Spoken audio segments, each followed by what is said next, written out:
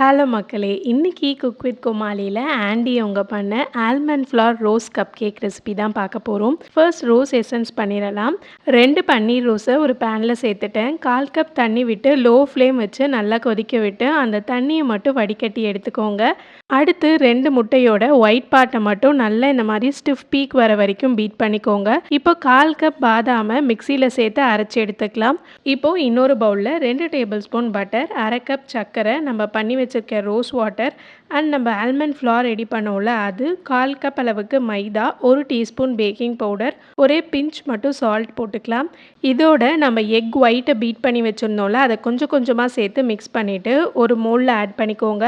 180 degree செல்சியஸில் 20 minutes back பண்ணிடலாம். Cake bake ஆகிற கேப்பில் நம்ம மேலே அந்த ரோஸ் ஐசிங் லேயர் ரெடி பண்ணிடலாம். 1/4 கப் அளவுக்கு சர்க்கரை, 1 டேபிள் ஸ்பூன் கார்ன்ஃப்ளவரை கிரைண்ட் பண்ணிக்கோங்க. இதை நல்லா சலிச்சிட்டிங்கன்னா ஒரு சூப்பரான ஹோம்மேட் ஐசிங் பவுடர் ரெடி ஆகிடும். இதில் நம்ம பண்ணியிருக்க ரோஸ் வாட்டர் அண்ட் கொஞ்சமாக ரோஸ் எசன்ஸ் சேர்த்துக்கிறேன்.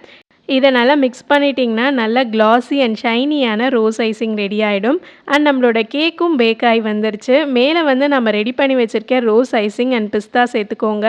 செம்ம சாஃப்டாக இருந்துச்சு. இது வரைக்கும் நீங்கள் ஆல்மண்ட் ஃப்ளவர்லலாம் கேக் ட்ரை பண்ணது இல்லைனா கண்டிப்பாக இந்த ரெசிபி ட்ரை பண்ணி பாருங்கள். ரோஸோடு சேர்த்து சாப்பிடும் போது செம்ம டேஸ்ட்டாக இருந்துச்சு.